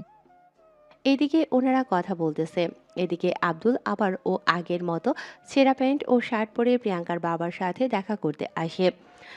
কেমন আছেন স্যার? আমি তো এখন আর স্যার নেই কারোর। এরকম করে বলবেন না, একটা সময় তো স্যারই বলেছিলাম। এখন আর স্যার বলতে হবে না। আঙ্কেল, এখন তাহলে কি করবেন ভাবছেন? আমি চাকরি করব, এছাড়া তো আর কোনো কিছু করার নেই। কিন্তু চাকরি করবেন কোথায়? চৌধুরী গ্রুপ কোম্পানিতে পিএর জন্য মেয়ে খুঁজতেছে, আমি ওখানে অ্যাপ্লাই করব। ঠিক আছে, তাই করুন। কিন্তু কিন্তু কি? আমি চলে গেলে বাবার খেয়াল কে রাখবে? তাছাড়া আমি ওখানে চাকরি যে পাবো তারও তো কোনো ঠিক নেই। তাও কথা ঠিক। প্রিয়াঙ্কা, আমি একটা কথা বলবো, তুই কি তা রাখবি? বলো বাবা, কি কথা রাখতে হবে তোমার? আমি বলছিলাম তুই আব্দুলকে বিয়ে কর। এই কথা শুনে প্রিয়াঙ্কা না যতটা আশ্চর্য হলো তার চেয়ে বেশি আশ্চর্য হলো আব্দুল। রফিকুল ইসলামের কথা শুনে আব্দুল ও প্রিয়াঙ্কা ওর একজন আরেকজনের মুখের দিকে তাকিয়ে আছে। আঙ্কেল, কি বলছেন? আমার মতো একজন টোকাইয়ের কাছে আপনার মেয়েকে তুলে দিবেন? তুমি আমার সাথে কাজ করছো 4 মাস ধরে। এই সময়ে আমি খুব ভালো করে তোমাকে জানতে পেরেছি। তোমার কথা শুনে যদি ওদের থেকে মাল না আনাতাম তাহলে আজকে আমার এই পরিস্থিতি হতো না। তাছাড়া প্রিয়াঙ্কা, আব্দুল খুবই ভালো ছেলে। তাছাড়া বিয়ের পর আব্দুল এই বাড়িতে থাকবে। আব্বু, তুমি যখন বলেছো তখন আমি রাজি আব্দুলকে বিয়ে করতে। শেষমেশ টোকাই ছেলেকে বিয়ে করতে হচ্ছে, তবুও ছেলেটা অনেক ভালো। আব্দুল, তুমি রাজি তো? আমিও রাজি। এইদিকে পরের দিন আব্দুল ও প্রিয়াঙ্কার বিয়ে দিয়ে দেয়া হলো। বাসর ঘরে আব্দুল ও প্রিয়াঙ্কা বসে আছে। আব্দুল রুমে আসলে প্রিয়াঙ্কা দাঁড়িয়ে পা ছুঁয়ে সালাম করে। এদিকে প্রিয়াঙ্কা কিছু বলতে যাবে, তার আগেই আব্দুল বলে, আমি জানি আপনি কি বলতে চান। আমাদের বিয়েটা তাড়াতাড়ি হওয়ার জন্য আপনি এখনও আমাকে স্বামী হিসেবে মেনে নিতে পারবেন না। ঠিক তাই, তবে চিন্তা করবেন না, আমি আপনাকে এইটুকুও অবহেলা করব না। শুধু এটাই বলবো, যতদিন না আমি আপনাকে মন থেকে ভালোবাসতে পারবো আর স্বামী হিসেবে না মানবো, ততদিন আপনি স্বামীর অধিকার আমার উপরে ফলাবেন না। আব্দুল ব্যাপারটা স্বাভাবিকভাবেই নিল, কেননা আব্দুল জানে এমন কিছু হবে। তবু রাজি হয়ে গেল, কেননা আব্দুল নিজেও চায় প্রিয়াঙ্কা ওকে নিজের সবটুকু দিয়ে ভালোবাসুক, যে ভালোবাসায় কোনো জোর জবরদস্তি থাকবে না, আর না কোনো ছলনা। এদিকে 7 দিন কেটে যায়, আব্দুল এখনও টোকাইগিরি করতে থাকে। পরের দিন যখন আব্দুল বাড়িতে আসে, আব্দুল, তুমি কি কিছু কথা বলবো? রাগ করবে না তো? কি কথা বলো? আব্দুল, তুমি টোকাইগিরি করো, এটা আমার অনেক খারাপ লাগে। তাছাড়া আমি বাসায় একা একা থাকি, বাবাও আগের থেকে তেমন একটা ভালো আছে। তাছাড়া আমি একজন কাজের লোক রেখেছি যে বাবার খেয়াল রাখবে। আমি চাই কাজ করব। কিন্তু তুমি কি কাজ করবে? তুমি চিন্তা করো না, আমি যে কাজই করি না কেন কখনো বস বা কলিগের সাথে ওইরকম সম্পর্কে লিপ্ত হব না। ছি ছি, আমি ওইসব বলিনি। আমি জানি আব্দুল, তোমার রাতে ঘুমাতে অনেক কষ্ট হয়। একটা মেয়েকে পাশে রেখে টাচ না করে ঘুমাচ্ছ, এতে অনেক কষ্ট হয় তোমার, আমি তা জানি। তবে চিন্তা করো না, আমি চাকরি পেলে দুজনে আমাদের ফুলশয্যা থেকে সব কিছু শুরু করব। ঠিক আছে, তুমি যেভাবে বলবে সেইভাবেই হবে। এইদিকে প্রিয়াঙ্কা দেখতে দেখতে চাকরি পেয়ে যায় চৌধুরী কোম্পানিতে। এদিকে প্রিয়াঙ্কা বেশিরভাগ সময় অফিসে থাকে, তাই আব্দুলের জন্য ও সুবিধা হয়। এদিকে আব্দুল বাড়িতে আসে। আব্দুল যে বিয়ে করেছে তা কেউই এখনো জানে না। বাড়িতে ফিরে আব্দুল ওর বাবা মা আর বোনকে ডেকে ওর রুমে আনে। সবাই রুমে এসে বলে, কি ব্যাপার, তুই এভাবে সবাইকে ডেকে এখানে এনেছিস কেন? মা, তোমাদের একটা কথা বলার ছিল, তবে কিভাবে বলবো বুঝতে পারছি না। যদি সবটা শুনে তোমরা আমাকে ভুল বোঝো। ছেলে যত খারাপ কাজই করুক না কেন, কোনো বাবা মাই তাকে ভুল বুঝে না। এখন বল কি হয়েছে? বাবা, আমি বিয়ে করে ফেলেছি, 10 দিনের মতো হবে। এই কথা শুনে সবাই আশ্চর্য হয়। আব্দুল তো ভেবেছিল ওর বাবা মা কিছু অভিমান করবে, কিন্তু ওনারা কোনো অভিমান না করেই বলে, বিয়ে করেছিস ভালো কথা, তা বৌমাকে বাড়িতে নিয়ে আসলি না কেন? সে অনেক কাহিনী, আগে তোমাদের সব কথা বলি, তারপর না হয় তোমরা ডিসিশন নিও আমার কি করা উচিত। ঠিক আছে ভাইয়া, তুই তাহলে বলতে শুরু কর। এরপর আব্দুল সবটা বলতে থাকে। সবটা শুনে ওনারা কি বলবে কিছুই বুঝতে পারছে না। তবে আব্দুল যা করেছে ওনাদের সবার কাছে ব্যাপারটা ঠিকই লেগেছে। কিছুক্ষণ পর, ভাইয়া, ভাইয়া, এই ভাইয়া, কি হয়েছে বলো? বলছিলাম কি, আমাদের একটা কথা রাখবি? কি কথা? বল তো শুনি। ভাবি তো আমাদের অফিসে কাজ করে। এখন আমাদের অফিসে যদি কোনো লোক ভাবির সাথে লাইন মারার চেষ্টা করে, তখন কি করবি? তেমন কিছু হবে না বোন আমার। কেন কেন? তোর ভাবি সকালে যাওয়ার সময় বোরকা পরে বের হয়, আর তোর ভাবির জন্য আমি আলাদা কেবিন করেছি, যে রুমে কোনো ছেলে ঢোকা নিষেধ। রুমে বাইরে মেয়ে দুজন সিকিউরিটি থাকে। ওদের কাজ হচ্ছে কোনো ছেলে ভিতরে যেতে চাইলে তাদের বাধা দেওয়া, আর অফিসের কোনো কাজ হলে সিকিউরিটিদের বলবে, ওরা ভিতরে গিয়ে বাকি কাজ করবে। এক কথায় ছেলেরা তোর ভাবির কাছে ঘেঁষতেই পারবে না। তার উপর অফিসে বলা আছে কেউ যেন প্রিয়াঙ্কার ধারে কাছেও না যায়, যদি যায় তাহলে তার চাকরি থাকবে না। শোন না ভাইয়া, আমি বাবা মা ভাবিকে দেখতে যাব। কিন্তু কি করে? ও জানে আমার কেউ নেই পৃথিবীতে। গাধা, আমি তো আমাদের অফিসে যাব। তাছাড়া বাবা তো অফিসে কাজে যাবে, আর মা এমনি যাবে। আমরা তো অফিসে কাজে যাব, সেই ফাঁকে ভাবিকে দেখে আসবো একবার। ঠিক আছে, তবে সাবধান, সব তথ্য যেন ফাঁস না হয়ে যায়। চিন্তা করিস না, কোনো কিছুই ফাঁস হবে না। এইদিকে পরের দিন আব্দুলের পরিবার আসে অফিসে। ওই দিন প্রিয়াঙ্কাকে অফিসের ম্যানেজার জানায় এই অফিসের মালিক ওনার পরিবার আসবে। তাই প্রিয়াঙ্কা আসার সময় ফুল কিনে নিয়ে এসেছিল, কিন্তু অন্য সবার মতো অফিসের বাইরে গিয়ে বের হতে পারেনি, কারণ এই রুম থেকে বের হওয়া নিষেধ। তাছাড়া এই রুমে আলাদা টেলিভিশন সেট করা হয়েছে, যেন প্রিয়াঙ্কা ভোর হয়ে গেলে টিভি দেখতে পারে। এইদিকে কিছুক্ষণ পর ওনারা প্রিয়াঙ্কার রুমে আসে। আসসালামু আলাইকুম স্যার আর ম্যাম, আপনারা কেমন আছেন? ওয়ালাইকুম আসসালাম। আমরা ভালো আছি, তা তুমি কেমন আছো মা? ম্যাম, এ নিন ফুল। অন্য সবার মতো এই রুমের বাইরে যাওয়ার অনুমতি নেই আমার, তাই যেতে পারিনি। কোনো ব্যাপার না। আচ্ছা, তুমি মুখ ঢেকে রেখেছো কেন? মুখোশটা উঠাও। আসলে আমার হাজবেন্ড বলেছে সব সময় মুখে মুখোশ পরে থাকতে কেউ রুমে আসলে। আচ্ছা মা, তা তোমার স্বামীর নাম কি? ম্যাম, আমার হাজবেন্ডের নাম আব্দুল। আচ্ছা, আমি তো তোমার মায়ের মতোই, আর উনি তোমার বাবার মতোই, আর ও তোমার বোনের মতো। আমাদের সামনে মুখ দেখালে তোমার এতটুকু ক্ষতি হবে না। ঠিক আছে ম্যাম। প্রিয়াঙ্কা মুখোশটা উঠিয়ে নিলে ওনারা তাকিয়ে আছে প্রিয়াঙ্কার দিকে, কেননা প্রিয়াঙ্কাকে ওনাদের অনেক পছন্দ হয়েছে। আর এই সব কিছু আব্দুল ওর রুমে বসে দেখতে থাকে। প্রিয়াঙ্কার রুমে সিসিটিভি ক্যামেরা আছে, যা প্রিয়াঙ্কা নিজেও জানে না। এদিকে আব্দুলের মা বলে, তোমাকে আমার খুবই পছন্দ হয়েছে, তাই তোমাকে এই বালা দুটো দিব। তুমি নিবে তো? আপনারা কেন আমাকে কিছু দিতে যাবেন। কেন? আমরা দিলে কি নিবে না?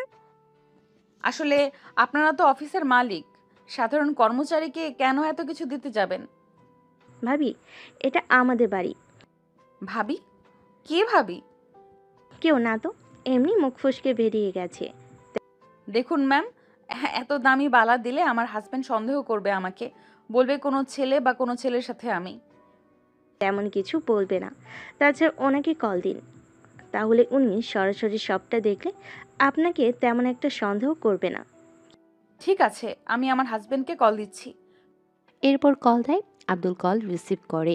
এরপর ঈশা কলে এসে সবটা বলে। এখন প্রিয়াঙ্কা শুধু অপেক্ষা করতেছে আব্দুল কি বলে তা শোনার জন্য। প্রিয়াঙ্কা, ওনারা যখন এত কিছু দিতে চেয়েছে তখন তুমি নিয়ে নাও। সত্যিই নিব তো? নাও। এরপর আব্দুলের মা প্রিয়াঙ্কার হাতে বালা দুটো পরিয়ে দেয় আর বৌমার মতো কপালে একটা চুমু দিয়ে ওখান থেকে চলে আসে। সন্ধ্যের পর অফিসের গাড়ি প্রিয়াঙ্কাকে প্রতিদিন বাড়িতে এসে দিয়ে যায়। প্রিয়াঙ্কা বাড়িতে ঢুকে দেখে আব্দুল ওর বাবার সাথে বসে বসে গল্প করতেছে। তখন ওখানে এসে প্রিয়াঙ্কা ওইগুলো ওর বাবাকে বলে। আব্দুল যখন নিতে বলেছে তখন রফিকুল সাহেব ও কিছু বলেনি। এইদিকে রাতের বেলায়। আচ্ছা আব্দুল, আমি শুনেছি আমি যে অফিসে কাজ করি ওনার একটা ছেলে আছে। হ্যাঁ, তো এখন কি হয়েছে? আচ্ছা, এমনটা তো নয় ওনারা আমাকে ওনার ছেলের জন্য পছন্দ করে রেখেছে? তেমন কিছু হবে না। তাছাড়া ওনারা তো জানে তুমি বিবাহিত, তাহলে এমন কিছু ওনারা কেন করবে বলো?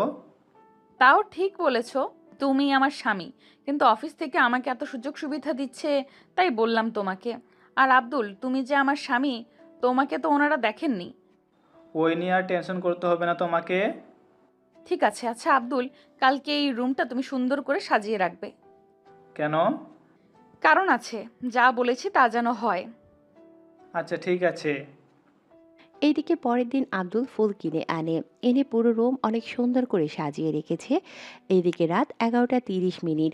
প্রিয়াঙ্কা আসছে না দেখে আব্দুলের অনেক টেনশন হয়। তাই ড্রাইভারকে কল দিয়ে জানতে পারে প্রিয়াঙ্কা শপিংয়ে গিয়েছে কি যেন কিনতে। তাই আব্দুলের টেনশন মুক্ত হলো। রাত 11:50 প্রিয়াঙ্কা একটা প্যাকেট নিয়ে আসে, ওটা ড্রয়িং রুমে রেখে দেয় আর ওর বাবাকে বলে কেকটা সাজিয়ে রাখার জন্য। রুমে গিয়ে প্রিয়াঙ্কা চেঞ্জ হয়ে আব্দুলের চোখে একটা কাপড় বাঁধতে থাকে। কি করছো কি? কাপড় কেন বাঁধতেছ? তা কিছুক্ষণ পরেই দেখতে পারবে, এখন আমার সাথে হাঁটতে থাকো। প্রিয়াঙ্কা আব্দুলকে নিয়ে ড্রয়িং রুমে আসে এবং কেকের সামনে দাঁড় করিয়ে চোখের বাঁধন খুলে দেয়। সামনে কেক দেখতে পেয়ে আব্দুলের বুঝতে বাকি রইল না যে আজকে ওর জন্মদিন ছিল। এদিকে আব্দুল বুঝতে পারছে না কি বলবে প্রিয়াঙ্কাকে। এরপর আব্দুল কেক কাটে আর প্রিয়াঙ্কাকে খাইয়ে দেয়। এদিকে প্রিয়াঙ্কা ও আব্দুলকে খাইয়ে দেয়, তারপর বাবাকেও খাইয়ে দেয়।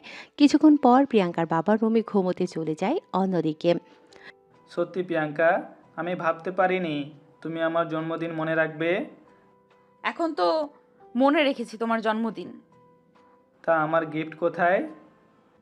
আজকে আমি তোমাকে এমন গিফট দিব যা তোমাকে আগে কেউ কখনো দেয়নি, আর এই গিফটের কথা তুমি সব সময় মনে রাখবে। তা কি সেটা? আমাকে কোলে নিয়ে এখন রুমে চলো, তারপর না হয় বলবো। এরপর আব্দুল প্রিয়াঙ্কাকে কোলে নেয়। প্রিয়াঙ্কা আব্দুলের কাঁধের উপর দিয়ে হাত দিয়ে জড়িয়ে ধরে রেখেছে।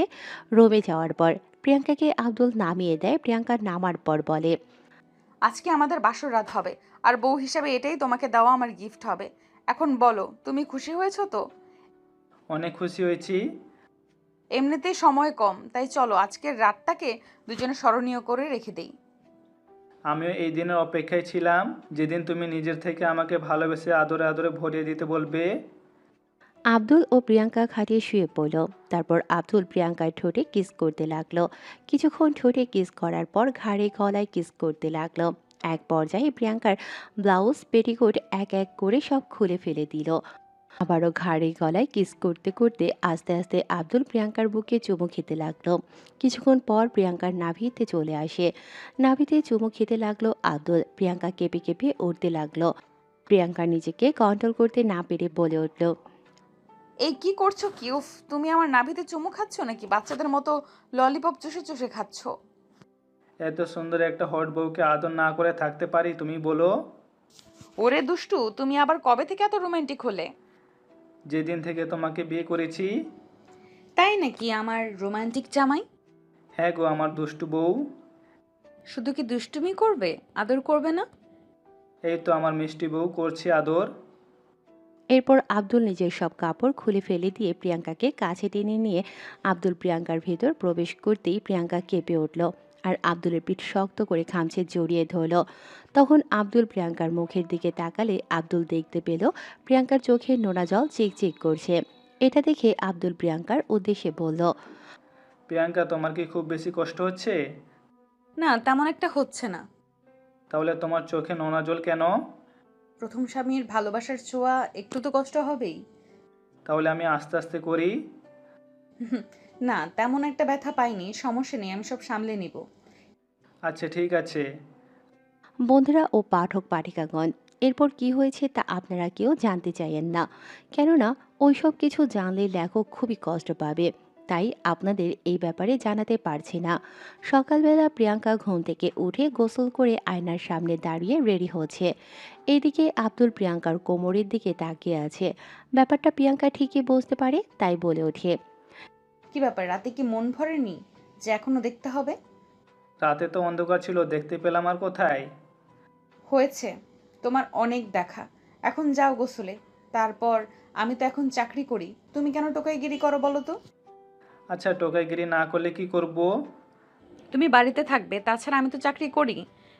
আমায় কি তোমার বোঝা মনে হচ্ছে? এরকম কথা বলো না প্লিজ। তুমি আমাকে কতটুকু বিশ্বাস করো?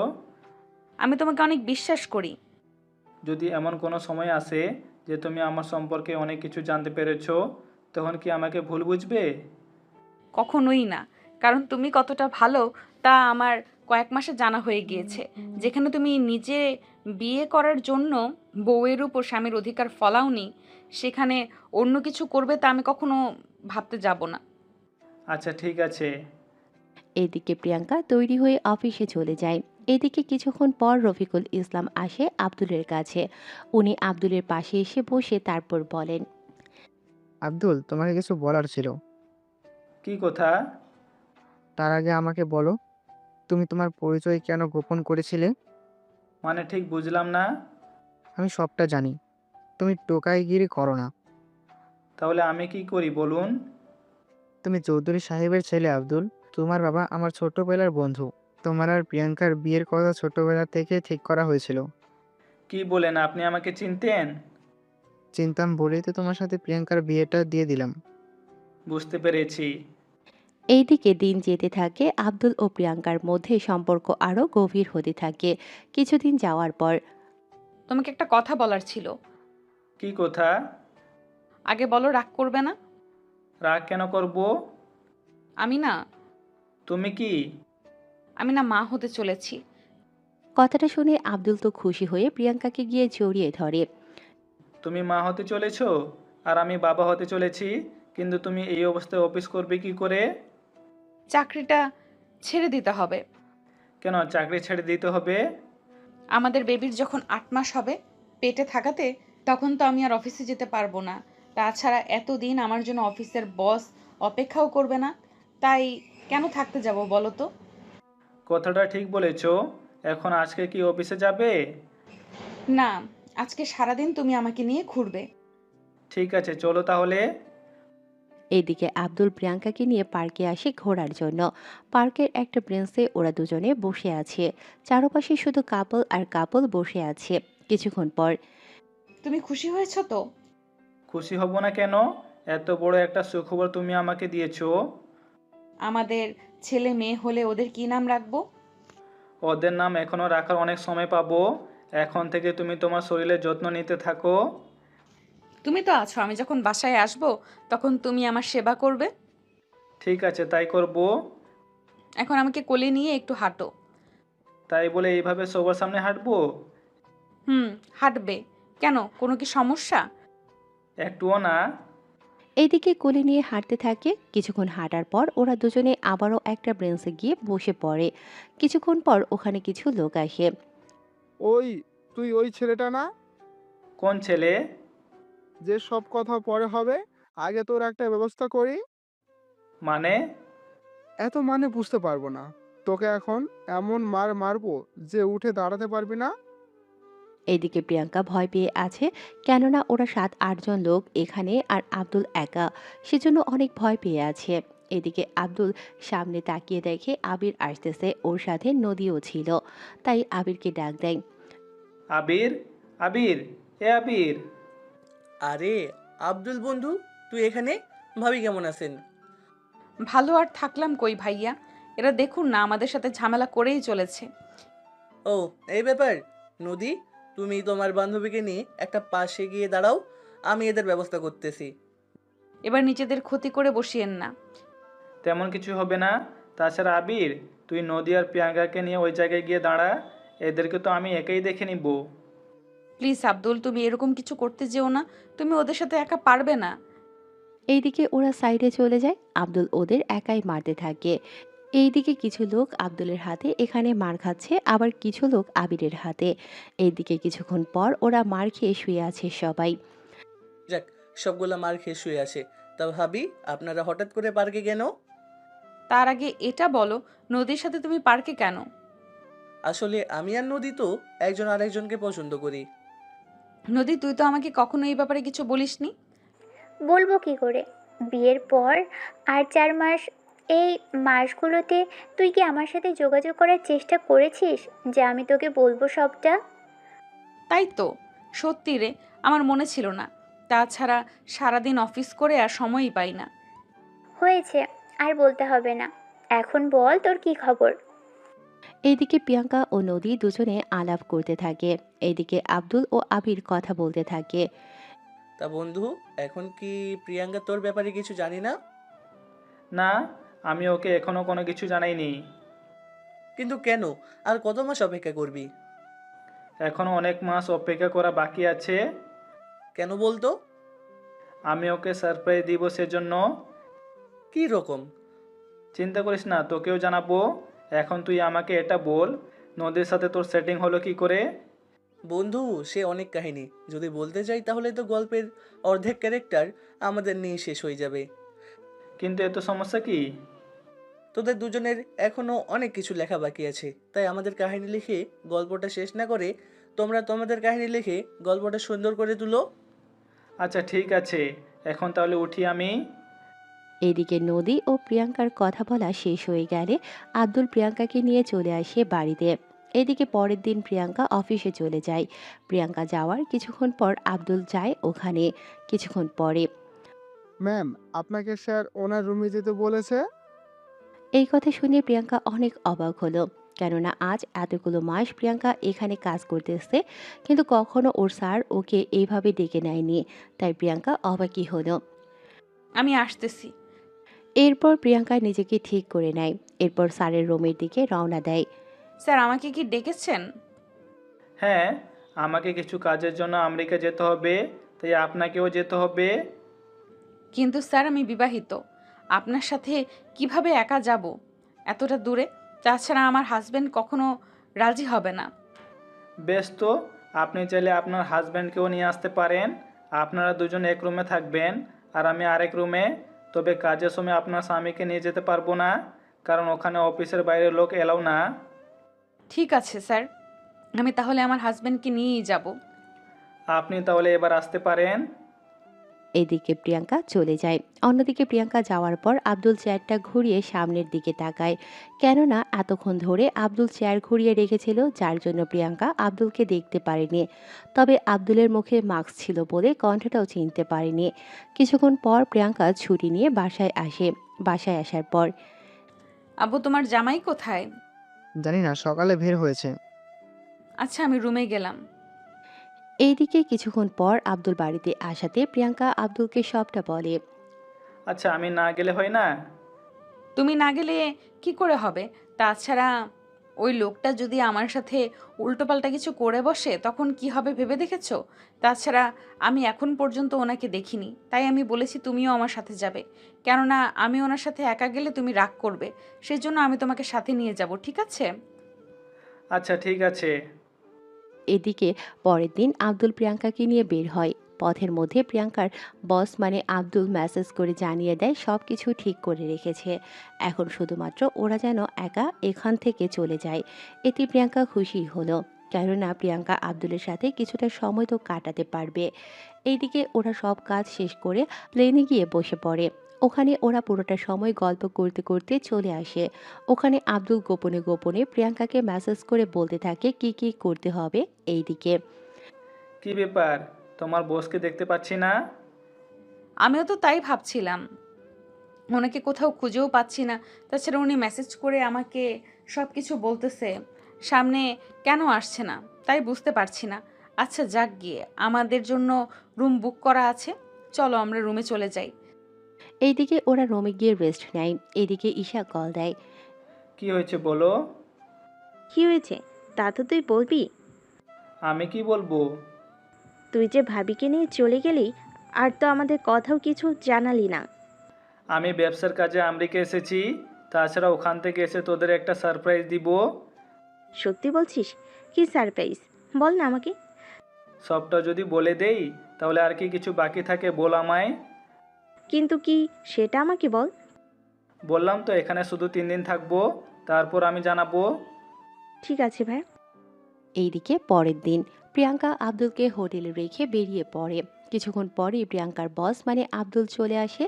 আব্দুল কালো একটা হুডি পরে এসেছে আর মুখটা সম্পূর্ণ ঢেকে এসেছে। কিছুক্ষণ পর, স্যার আপনি চলে এসেছেন? হুম। স্যার তাহলে আমরা কোথায় যাচ্ছি এখন? গাড়িতে উঠুন, আপনাকে বলতেছি। এরপর প্রিয়াঙ্কাকে সবটা বোঝাতে থাকে। প্রিয়াঙ্কা সবটা বুঝে নেয় কিভাবে কি করতে হবে। কিছুক্ষণ পর ওরা একটা অফিসে আসে।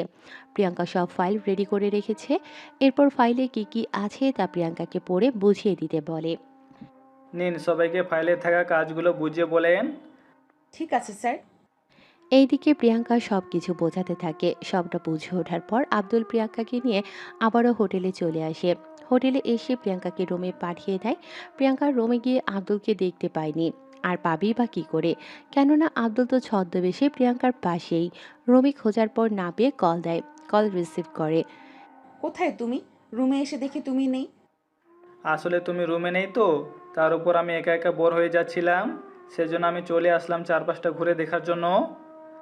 তাছাড়া আমি রুমে এসেছি, এখন জলদি করে রুমে আসো। আচ্ছা, আসতেছি।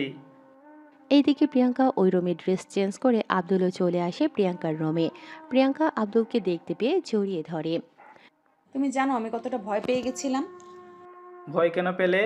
আমি তো আশেপাশেই ছিলাম তোমার। তবুও কেন জানি ভয় হচ্ছিল। আচ্ছা আমাকে এখন কিছু কাজ করতে হবে এই প্রজেক্টের ব্যাপারে। স্যার অন্য একটা কাজে গিয়েছে, তাই আমাকে বলেছে এই কাজটা করে রাখতে, কিন্তু কিভাবে কি করব না করব কিছুই বুঝে উঠতে পারছি না। চিন্তা করো না, আমি তোমাকে সাহায্য করব। উফ আব্দুল, এই কাজ করা অনেক কঠিন। এটা যারা মাস্টার্স পাস বা আগে থেকে অভিজ্ঞ আছে তারা পারবে। তাহলে কেন আমার কাজের 12টা বাজাবে বলো তো? এমনিতেই মাথা ব্যথা, তার উপর কাজ শেষ করব কি করে তাই নিয়ে ভাবতেছি। তুমি এই ওষুধ খেয়ে শুয়ে পড়ো। আমি ঘুমালে কাজটা করবে কে? তাছাড়া এটা সকালে সাবমিট করতে হবে। যদি ওনাদের পছন্দ হয় তাহলে সাইন নিয়েই দেশে ফিরে যাব আমরা। উফ, তোমাকে যা বলেছে তাই করো, ওষুধ খেয়ে ঘুমাও। না আব্দুল, শোনো না, কাজটা শেষ করি আগে। আচ্ছা, পানি তো খাবে? তা খাওয়া যায়। এদিকে পানির সাথে মাথা ব্যথার ঔষধ আর হালকা ঘুমের ঔষধ মিশিয়ে দিয়ে প্রিয়াঙ্কাকে খাইয়ে দেয়। প্রিয়াঙ্কা পানি খাওয়ার 5 মিনিট পরেই ঘুমিয়ে পড়ে। এইদিকে আব্দুল সব কাজ শেষ করে নেয়। কাজটা শেষ করতে আব্দুলেরও 3 ঘন্টার মতো লেগেছে। তাই আব্দুল ভাবতে থাকে। উফ, যেখানে আমার 3 ঘন্টা লেগে গেছে, সেখানে এই মেয়ে কিনে 1 ঘন্টায় কাজ শেষ করবে? একে নিয়ে আর পারাও যায় না।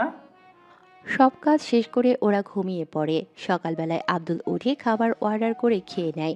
সকাল 8টায় ফাইল নিয়ে অফিসে যায় আর ফাইলে সাইন নিয়ে সকাল 9টায় চলে আসে। এদিকে প্রিয়াঙ্কা এখনও ঘুমোচ্ছে। ঘুম থেকে উঠে আব্দুলকে তো সেরকমের বকাবকি শুরু করে দিয়েছে। উফ, তোমার ভালোর জন্য আমি তা করেছি। তাছাড়া চিন্তা করো না, তোমার ফাইলে সাইন নেওয়া শেষ। তোমার স্যার বলেছে তোমাকে নিয়ে যেন আমি দেশে ফিরে যাই। ওনার আরও কিছু কাজ আছে, সেগুলো করা শেষ হলে উনি আসবে। আচ্ছা, কাজগুলো করেছে কে? তোমাকে ভাবতে হবে না, আমি সব গুছিয়ে নিয়েছি। তুমি এখন নাস্তা করো, তারপর আমরা বের হব। এইদিকে প্রিয়াঙ্কা ফ্রেশ হয়ে আসে। প্রিয়াঙ্কা ফ্রেশ হতেই নাস্তা করে ওরা বেরিয়ে পড়ে বাংলাদেশের উদ্দেশ্যে। বাংলাদেশে ওরা নিজেদের বাড়িতে চলে আসে বাড়িতে আসার 3 দিন পর। আচ্ছা, তোমাকে কিছু কথা বলবো, রাগ করবে না তো? রাগ করবো কেন? কি কথা বলো? আমি যে কোম্পানিতে চাকরি করি ওই কোম্পানির চেয়ারম্যান আমাকে আর তোমাকে ওনার বাড়িতে ডিনার করার জন্য যেতে বলেছে। হঠাৎ আমাদের কেন? আরে, আমি যে প্রজেক্ট রেডি করেছি এটার জন্য। তাহলে যাবো, সমস্যা কি? কিন্তু আমার জন্য আনইজি লাগতেছে।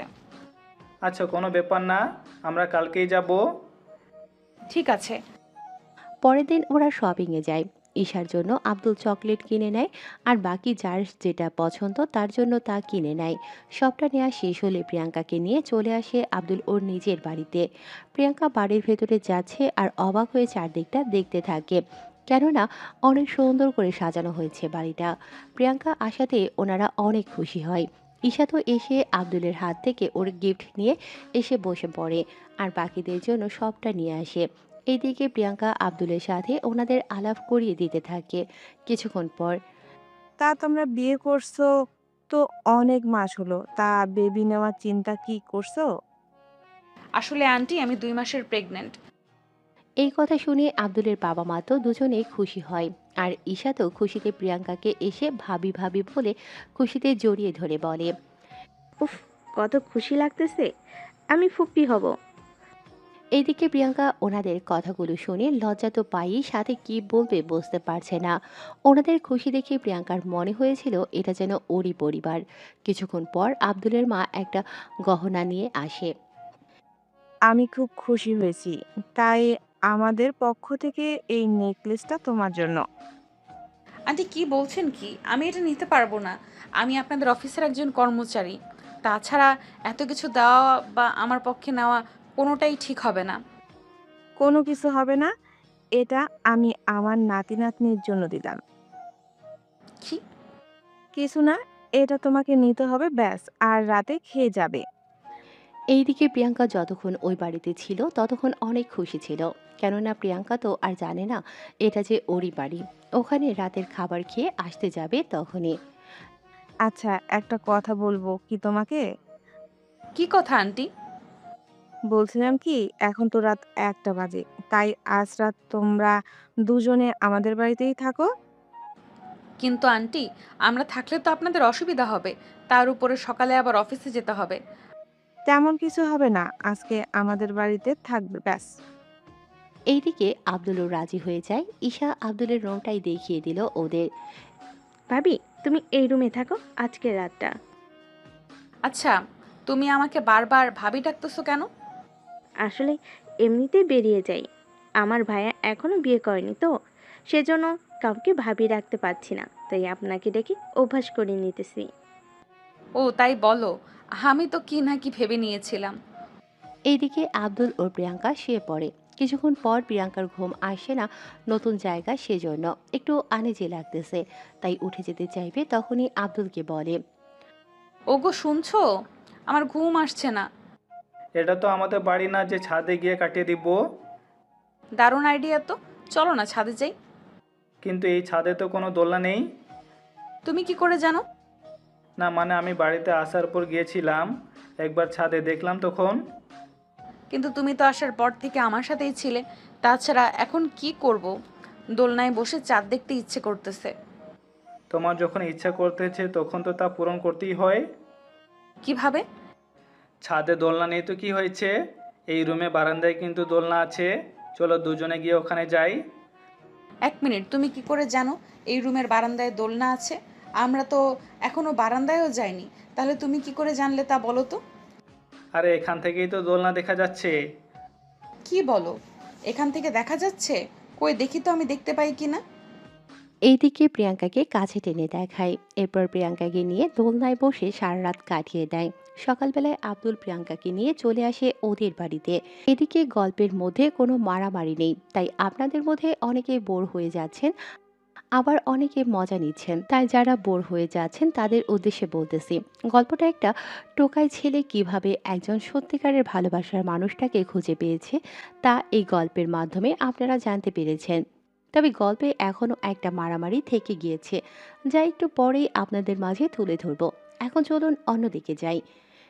তোমার জন্য একটা সারপ্রাইজ আছে আমার পক্ষ থেকে। কি সারপ্রাইজ বলো না। যেদিন আমাদের বেবি পৃথিবীতে আসবে সেদিন তোমাকে দিব। তাহলে তো আরো 5 মাসের মতো অপেক্ষা করতে হবে আমাদের বেবিদের জন্য। আমাদের বেবির জন্য না হয় এই মাস কয়েকটা অপেক্ষা করতে কি পারবে না? আমাদের বেবির জন্য এইটুকু তো করতেই পারবো। এই তো আমার লক্ষ্মী বউ। না গো, আমি তোমার রোমান্টিক মিষ্টি বউ। তাই নাকি? হ্যাঁ গো স্বামী। এইদিকে যেতে যেতে 2 মাস চলে যায়। আব্দুল একদিন রাস্তার ধারে হাঁটছিল, তখন কয়েকটা ছেলে আসে আব্দুলের সামনে। ছেলেটাকে দেখে আব্দুলের চিনতে আর বাকি রইল না। এই কি তুই এখানে? ওই দিন তোকে আমি তোর পাপের শাস্তি দিয়েছি, আজকে তোকে মনে হয় আবার দিতে হবে। এই বলে ওদের মাঝে মারামারি হতে থাকে। এতে করে ছেলেটি অনেক মার খায়। ওখানে ওদের মেরে আব্দুল চলে আসে। এদিকে আব্দুলের মুখে ও শরীরে কিছুটা মারের দাগ ছিল। প্রিয়াঙ্কা দেখতে পেয়ে আব্দুলকে গিয়ে জড়িয়ে ধরে কান্না করতে থাকে। কি হয়েছে তোমার? কে করলো তোমার এই অবস্থা? আরে আমি ঠিক আছি, ওরা 7 জন ছিল, তাই ওদের সাথে মারামারি করতে গিয়ে এইটুকু অবস্থা হয়েছে, ঠিক হয়ে যাবে। এইদিকে প্রিয়াঙ্কা আর কিছু বলল না। অন্যদিকে পরের দিন আব্দুলের বাড়িতে পুলিশ আসে। পুলিশ এসে, বাড়িতে কেউ আছেন? কি হয়েছে অফিসার? আপনারা এখানে কেন? এখানে আব্দুল নামে কেউ কি থাকে? আব্দুল থাকে, কিন্তু উনি আমার স্বামী হয়। কিন্তু কি করেছে ও? আজ রাতে কয়েকটা ছেলেকে মেরেছে, আর ছেলের বাবা থানায় মামলা করেছে, তাই ওনাকে ধরে নিয়ে যেতে এসেছি। কিন্তু অফিসার, ওনারা তো উল্টো আমার হাজবেন্ডকে মারতে এসেছিল, আর আমার হাজবেন্ড নিজেকে রক্ষা করতে গিয়ে এরকমটা হয়েছে। দেখুন, আমরা কিছু করতে পারবো না। ওনার নামে মামলা হয়েছে, তাই ওনাকে আমরা নিয়ে যাব। আপনার কিছু করার থাকলে উকিলের সাথে কথা বলবেন। এই দেখে অফিসার আব্দুলকে নিয়ে যেতে থাকে। যাওয়ার আগে আব্দুল প্রিয়াঙ্কাকে বলে যায়, প্রিয়াঙ্কা, তুমি চিন্তা করো না, আমি 1 ঘন্টার মধ্যে তোমার কাছে ফিরে আসব। তুমি বাড়ির বাইরে একটি পাও দিবে না, তুমি বাড়িতে থাকো, আমি ঠিক 1 ঘন্টার ভিতরে তোমার সামনে চলে আসব। তুমি সত্যি বলছো তো? কিন্তু উকিল কিভাবে ধরবো? সবটা আমার উপরে ছেড়ে দাও, তুমি শুধু আমাদের বেবির কথা চিন্তা করো, আর কোনো কিছু করতে হবে না। ঠিক আছে, কিন্তু আমার ভয় হচ্ছে। বললাম তো কোনো ভয় পেতে হবে না। এইদিকে পুলিশ অফিসার আব্দুলকে নিয়ে পুলিশ স্টেশনে চলে আসে। কিছুক্ষণ পর আব্দুল আবিরকে কল দেয়। এইদিকে 20 মিনিট পর পুলিশ স্টেশনে আব্দুলের বাবা মা আর ঈশাও আসে, আর ওনাদের সাথে আবির উকিল নিয়ে এসেছে। আব্দুলের বাবা মাকে দেখে পুলিশ অফিসার দাঁড়িয়ে যায়। এ কি স্যার, আপনি এখানে? আমি এখানে। আমার ছেলেকে কেন ধরে এনেছেন? স্যার, উনি কি আপনার ছেলে? আমার ছেলে। ওকে ছেড়ে দিন তাড়াতাড়ি। স্যার, আমি এখনই ছেড়ে দিচ্ছি। সরি স্যার, আমি বুঝতে পারিনি উনি আপনার ছেলে ছিল। এরপর থেকে যেন না হয় এমন কিছু। হবে না স্যার। এইদিকে আব্দুল ফিরে আসে। এইদিকে ঈশা, ভাইয়া, তুই বাড়িতে ফিরবি কবে? যেদিন তুই ফুপি হবি সেদিন আমি তোর ভাবিকে নিয়ে আসবো এই বাড়িতে। সত্যি ভাইয়া? হুম। এদিকে প্রিয়াঙ্কা তো আব্দুলের অপেক্ষায় কান্না করেই চলেছে। 50 মিনিটের মাথায় আব্দুল প্রিয়াঙ্কার সামনে এসে হাজির। আব্দুলকে দেখে প্রিয়াঙ্কা দৌড়ে এসে জড়িয়ে ধরে। আব্দুলও জড়িয়ে ধরে রাখে। এইদিকে যেতে যেতে মাসের পর মাস যেতে থাকে। এখন প্রিয়াঙ্কা আর অফিসে যায় না, কেননা প্রিয়াঙ্কার দেখাশোনার জন্য এখন এমনিতেই লোক লাগে। তাই প্রিয়াঙ্কার আর অফিসে যেতে দেয় না আব্দুল। প্রতিদিন আব্দুল প্রিয়াঙ্কাকে গোসল করিয়ে দেয়া, তৈরি করে দেয়া থেকে শুরু করে খাইয়ে দেয়া, সব কাজ আব্দুল করতে থাকে। প্রিয়াঙ্কার তখন প্রায় 9 মাস চলতে থাকে। তবে প্রিয়াঙ্কা আগের থেকে বেশি দুর্বল হয়ে যায়। তাই আব্দুল প্রিয়াঙ্কাকে বলে, প্রিয়াঙ্কা, তোমাকে একটা কথা বলবো, যদি রাখো। কি কথা বলো না। বলছিলাম কি, তোমার অফিসের স্যার উনি বলেছে তোমাকে ওনার বাড়িতে গিয়ে থাকার জন্য। কি বলো? আমি কেন ওনাদের বাড়িতে গিয়ে থাকবো? তোমার সেবা যত্ন করার কেউ নেই, তাই ওনারা বলেছে তোমাকে নিয়ে যেন যাই ওখানে। কিন্তু ওনারা তো আমার অফিসের মালিক, আমাকে কেন যেতে বলেছে আমি তো নিজেও কিছু বুঝতে পারছি না। আচ্ছা, এতে কিছু ভাবতে হবে না, ওনারা বলেছে গাড়ি পাঠিয়ে দিবে, আমাদের বলেছে যাওয়ার জন্য। এইদিকে প্রিয়াঙ্কা কোনো কিছু বলছে না। বিকেলে কয়েকটা গাড়ি আসে, ওখানে একটা অ্যাম্বুলেন্সের করে প্রিয়াঙ্কাকে নিয়ে আসা হলো আব্দুলদের বাড়িতে। প্রিয়াঙ্কা ও আব্দুলের রুমে থাকার ব্যবস্থা করে দেয়া হলো। এদিকে প্রিয়াঙ্কার পাশে থাকার জন্য, দেখাশোনার জন্য 4 জন নার্স আর 2 জন ডক্টর নিয়ে সবসময় আব্দুলের বাড়িতে থাকতো। এদিকে আব্দুলের বাবা মা আর ঈশা আসে ওই রুমে। ভাবি কেমন আছে এখন? তুমি আমাকে ভাবি ডাকলে লজ্জা লাগে আমার। কেন? আমি তো তোমার আপন ভাবি না যে ভাবি বলে ডাকবে। তাছাড়া সত্যি বলতে আপনারা অনেক ভালো। আমার মতো একটা মেয়েকে এত বড় বাড়িতে এনে থাকতে দিয়েছেন, নিজের বৌমায়ের মতো খেয়াল রাখছেন। সত্যি আপনাদের মতো যদি আমার এরকম একটা সংসার হতো, তাহলে কতই না আমি লাকি হতাম। বেশ তো, তাহলে এই বাড়িতে থেকে যাও আমাদের সাথে। আসলে তা কি করে হয়? আমার স্বামী আছে, তার উপর আমার সন্তান আসবে কয়েকদিন পর। আমি কিভাবে আপনাদের বাড়িতে থাকবো? তাছাড়া আমার তো কোনো অধিকারও নেই থাকার। আচ্ছা, অধিকার থাকলে কি থাকবে এখানে? তারপরে দেখা যাবে। দেখা গেলে হবে না, বলতে হবে। আচ্ছা, থাকবো। এইদিকে দিন যেতে থাকে, প্রিয়াঙ্কা ব্যথা আর আব্দুলের পরিবারের যত্ন পেতে থাকে। এদিকে আব্দুল অফিস সামলাতে ব্যস্ত হয়ে থাকে। এইদিকে যেতে যেতে 10 মাস শেষ হয়ে যায়। প্রিয়াঙ্কা পেটের ব্যথা বাড়ে, তার সাথে ডক্টর চেষ্টা করে যাচ্ছে বাচ্চা ডেলিভারি করার জন্য। এইদিকে ঈশা কল দিয়ে আব্দুলকে আসতে বলে। কিছুক্ষণের মধ্যে আব্দুল চলে আসে। এদিকে ডক্টর নিজেদের কাজ করতে ব্যস্ত। 1 ঘন্টা পর বাচ্চার কান্নার আওয়াজ আসে, তাই সবাই রুমে ঢুকে আর ওনারা বাচ্চাদের আদর করতে থাকে। এইদিকে প্রিয়াঙ্কা তো কিছু বুঝতে পারছে না, তাই আব্দুল সবাইকে বসতে বলে আর প্রিয়াঙ্কাকে বলে, আমি তোমাকে সারপ্রাইজ দিব বলেছিলাম না, এটা হলো আমার সারপ্রাইজ। এরা আমার পরিবার, আর এটা আমার বাড়ি, আর এরাই হচ্ছে আমার আর তোমার পরিবার। সত্যি বলতেছো তো ওনারা আমার পরিবার? হ্যাঁ, সত্যি ভাবি। এর জন্যই তো আমি তোমাকে দেখলে ভাবি বলে ডাকতাম। কিন্তু তুমি তো টোকাই ছিলে। আমি টোকাইগিরি এই জন্য করতাম যেন আমি একজন সত্যিকারের জীবনসঙ্গী পাই। আমার আসল পরিচয় পেলে লক্ষ লক্ষ মেয়ে আমাকে বিয়ে করার জন্য আসবে। কিন্তু আমি দেখতে চেয়েছি আমাকে ওই অবস্থায় দেখে যদি কেউ ভালোবাসে, তাহলে আমি তাকেই বিয়ে করব, আর রাজকুমারীর মতো রাখবো তাকে আমি। কিন্তু বিয়ের পর কেন বলনি আমাকে? এই জন্য, কারণ যদি তুমি আমাকে ভুল বুঝো, সেজন্য আগে তোমাকে বুঝতে শিখেছি, তাই আজকে সবটা জানালাম। আর এই নাও তোমাদের সব কিছু যা আমি কিনেছিলাম, আর আজকে আমি তোমাদের সব কিছু তোমাকে ফিরিয়ে দিলাম। সত্যি আজকে টোকাই ছেলেকে আমি ভালোবেসে কোনো ভুল করিনি। এবার আমাদের বেবিদের আমার কোলে দাও। এই নাও বেবিদের। প্রিয়াঙ্কা আব্দুলের কোলে বেবিদের দিল। আব্দুল বেবিদের নিয়ে খেলতে থাকে আর কপালে চুমু দিতে থাকে। আব্দুলের এমন কাণ্ড দেখে আব্দুলের বাবা মা আর ঈশা রুম থেকে বেরিয়ে যায়।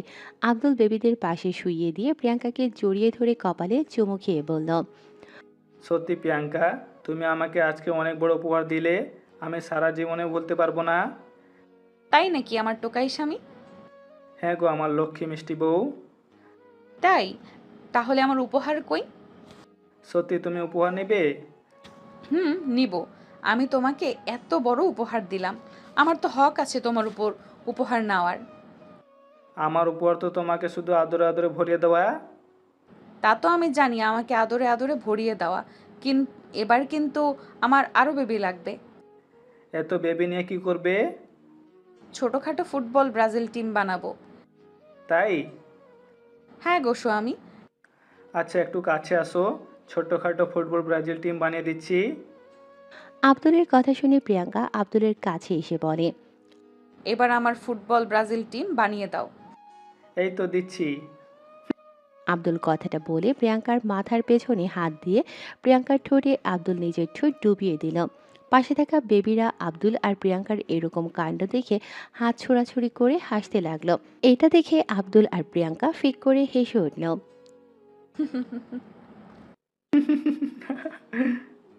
তাদের জন্য দোয়া করবেন যাতে আব্দুল আর প্রিয়াঙ্কা হাসি খুশি তাদের বেবিদের নিয়ে সারা জীবন কাটিয়ে দেয়। সত্যি অসাধারণ এইরকম ভালোবাসা আর কজন পায়? সত্যিকারে ভালোবাসার মানুষের হাত কখনোই সেই হাত বিশ্বাসঘাতকতা করে না।